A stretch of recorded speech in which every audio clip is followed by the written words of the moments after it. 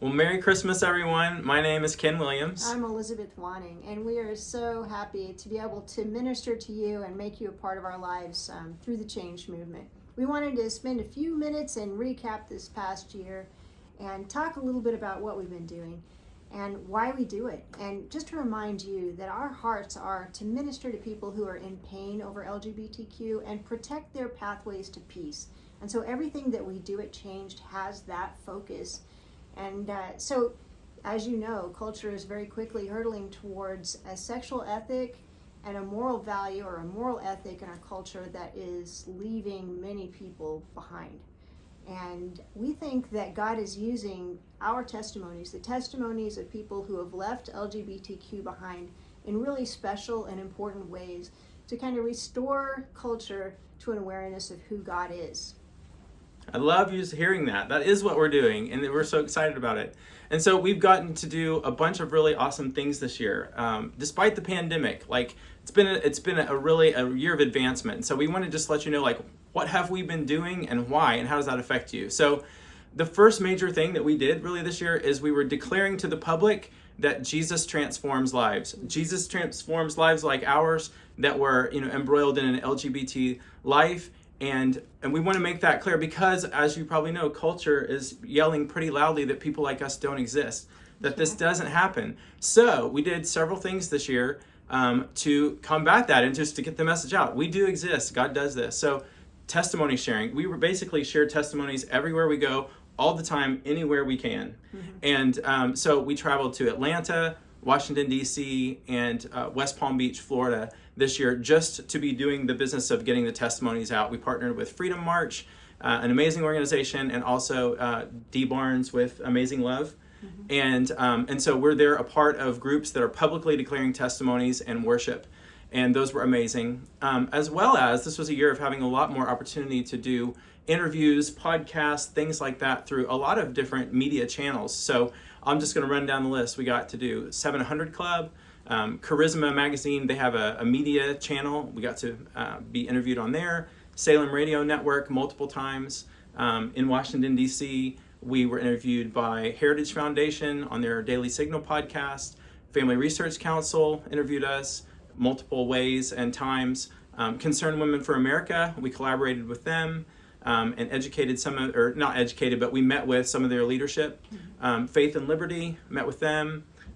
We were on Christian television, did Dr. Michael Brown's show, and also Sid Roth's That's Supernatural. And then Cure with Star Parker was a new contact that we got to broadcast through to her television audience. So a lot of things like that just through media. But then we also, when we went to D.C. in June with the Change team, we did a press conference right there on the lawn of the U.S. Capitol. Mm-hmm. Then we also just published a lot of testimonies through video, like on our own Facebook channels, things like that. And then also just in print, more and more onto our website and like our newsletters and things like that. So we are getting the message out there. Yeah, we're continuing to publish your stories on our Instagram site and encouraging people on our Facebook site. So trying to get those stories out because everywhere we go, people are amazed by what they're hearing. Mm-hmm. And so along with that, we're doing our best to influence cultural leaders. And so, while our story is so rare, it's great to be able to go into university settings or to go into schools. We've had the opportunity to speak to Fortune 500 companies, to major leaders in the entertainment industry. You wouldn't believe the open doors that the Lord has given us. We can't be super overt about some of the people that we've met with, but people have turned their eyes in the direction of change to go, what is happening here? What is the Lord doing? It's been pretty amazing to see. And help us understand this topic. Like I have convictions as a Christian leader to talk about this, but I need to understand it well enough to represent it well.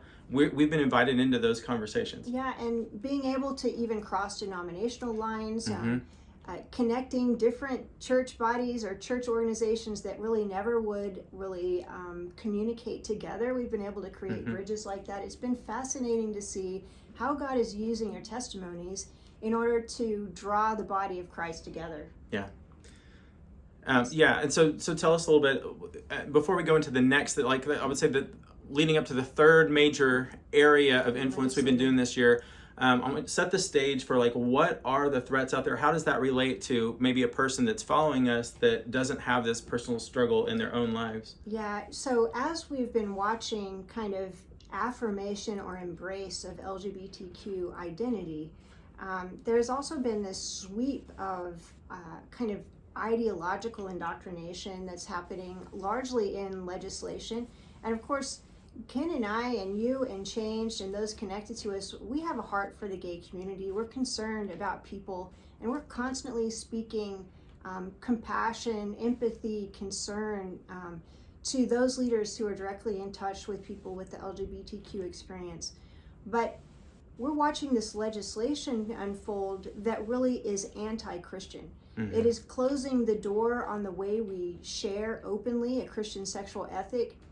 And the conversion therapy ban legislation in particular that we often find ourselves confronting, it is barring free speech. And across the world, people are being criminalized for sharing the gospel with LGBT identifying people with the hope of transformation. Even just prayer. Yeah, even just prayer. Or a circumstance, let's say a parent, for example, has a young child who is questioning their gender. In different nations, like in Australia, now in Canada, if that parent doesn't perfectly affirm that child in that transgender identity, that can be a criminal offense. Fines, jail time. In Europe, of course, we've talked to people who certainly could never publicly share their own stories of leaving LGBT, and they find themselves in the midst of congregations where they don't have any support. They don't have anyone who is even praying with them. And so as we're watching God move across the world to draw more and more people out or away from the LGBTQ identity into his heart, we're also seeing this huge international push to close avenues for that to happen. It's really dramatic, honestly. It's so dramatic, especially when you realize that, like, I, as a 17-year-old boy, was suicidal over not being able to live out my convictions for my faith, like a biblical sexuality. Didn't know how to do that. I was suicidal over that. And so now it would be illegal, if these bills go through, it becomes illegal for a person with convictions like mine to find help. So we're actually going to be causing people to do harm to themselves.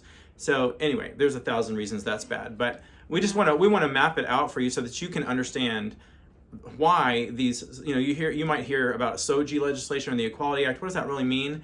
This is the things we're talking about. There's real harm being done in addition to your basic freedoms being taken away on this issue. Of course, we are opposed to any kind of harm, any kind of aversion, totally. Or having been there, done that, been a part of the gay community, of course, we understand the various points of pain that people experience, and even the difficult pressures one faces maybe in the midst of their church congregation. But at the same time, the legislation we're seeing is completely overstepping that realm. Yeah, none of us want to live in that world. So, and I just want to stop and say, like, the support that we've had this year has just probably doubled over the previous year. Even financial support, people coming along and just helping, volunteering, prayer support, all of that has been increasing.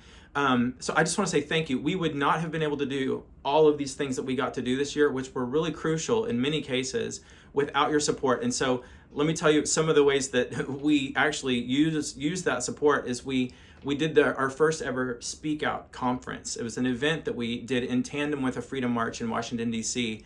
Last June. So we took about a dozen people from our own team to DC, flew them out there, had to put them up for over a week, together to do all of these events that we had planned, and then joined with dozens of other leaders. And what we did is we said, okay, these are the ones that came around with us for this were like, hey, I have a heart to use my testimony of what Jesus has done of setting me free from an LGBT life to do what you guys did as far as standing up, and testifying in government hearings and legislative hearings, and easy for me to say, and using the testimony to actually declare the truth of what Jesus does for people. Okay, so these people that had a heart for that came, we trained them, sat with them, put experts in front of them to help them understand, okay, what do I say when a video camera from a news media outlet is put in my face, what do I not say? What do I need to know about the bills and the legislation that's being proposed in my state where I'm representing?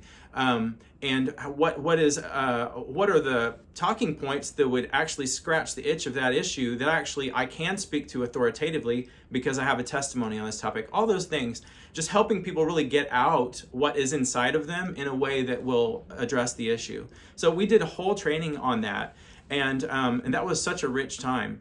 And then we set up, while they were there, we set up meetings with the legislators, particularly the ones from their own state. So we would meet with senators' offices, staff, and make the introduction to, hey, this person is from your state, and they have this testimony. There's this legislation being posed right now. Here are our perspectives. So that was a powerful time.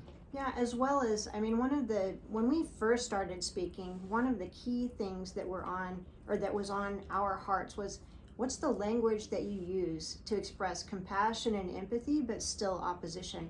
Right. And so there are quite a few conservative leaders in Washington, D.C. who have turned their attention to us because of the partnerships we have to look at, okay, what is language that we can use that expresses care and concern for the LGBTQ community, but then also presents a worldview that holds the line on a sexual ethic. And so we are so privileged to be able to partner with many conservatives in DC just for that point. Yeah. And so that group that we were helping raise up to speak out now is our Speak Out Collective. So we're meeting with them over Zoom monthly and doing further training and collaborating together. And we're already at 12 minutes, but we want to tell you some more things. Don't go just yet. Don't tune out.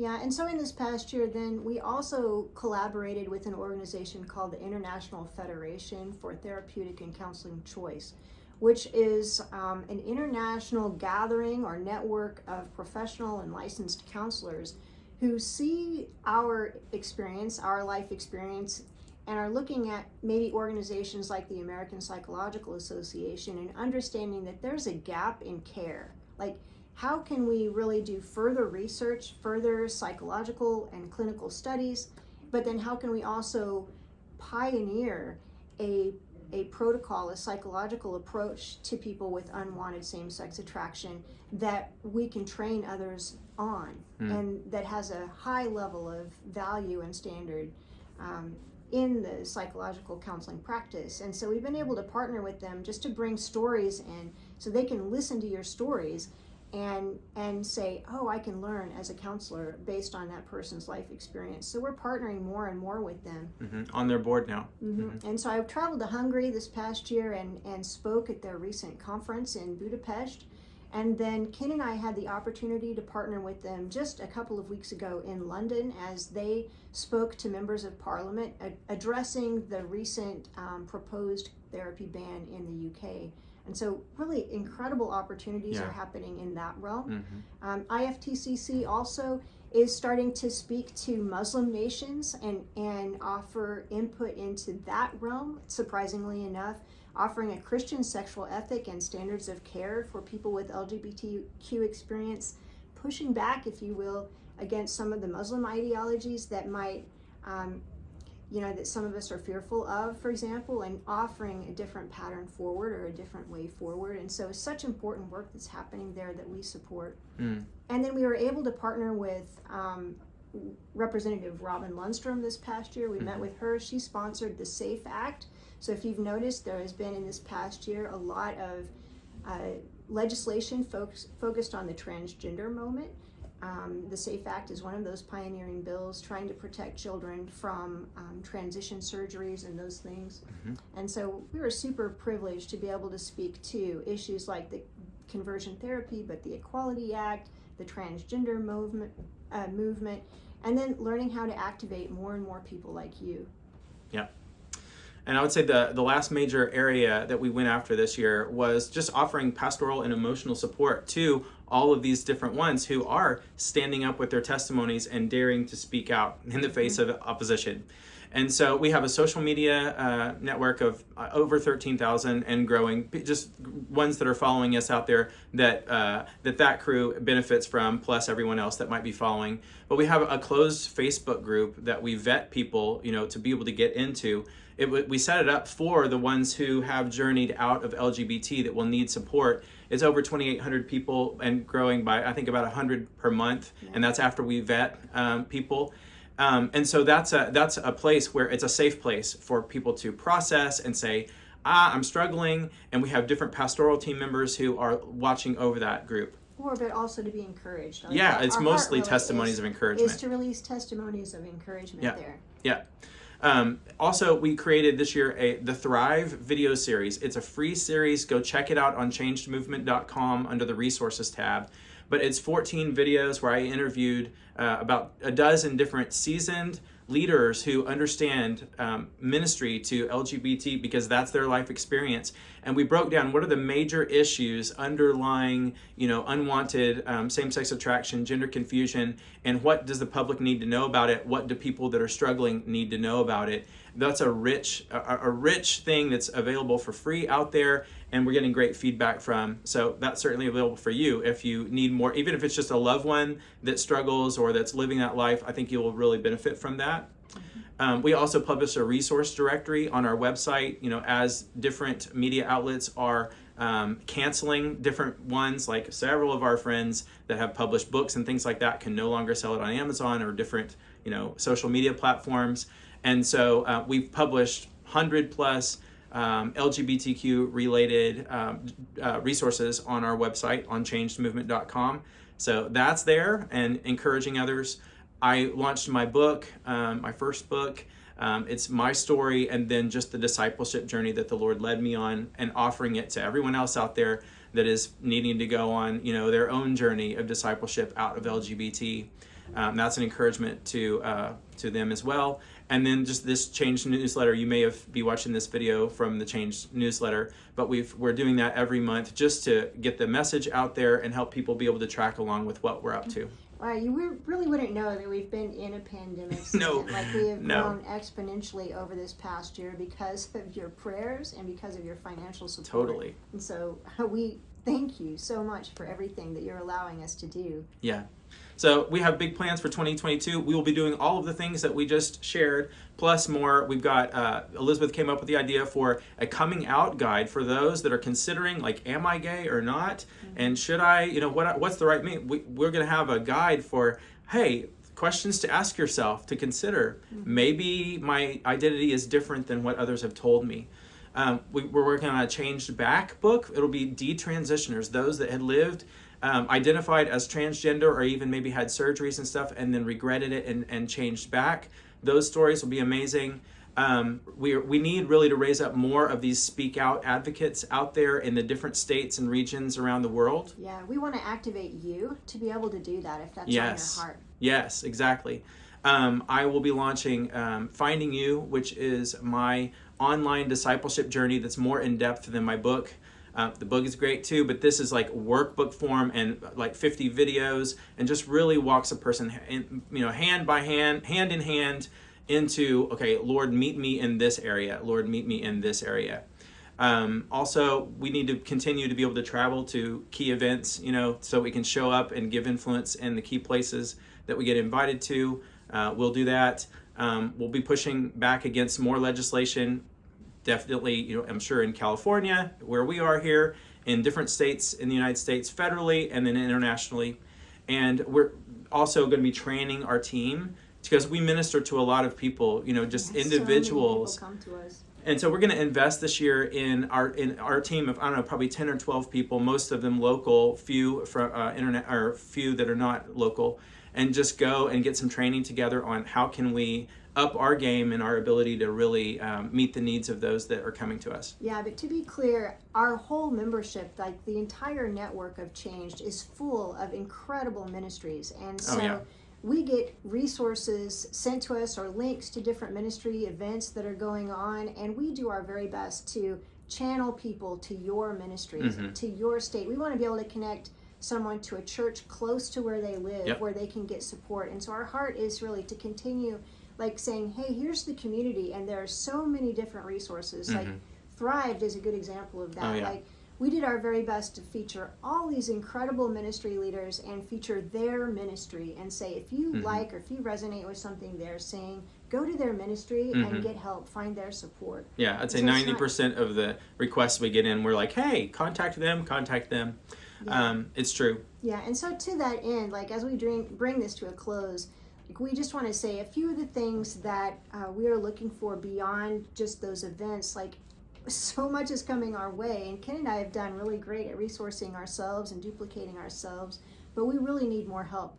We need to expand our administrative and operational teams, to get a social media person. That would be so great. Graphic and web design. So much is going on social media.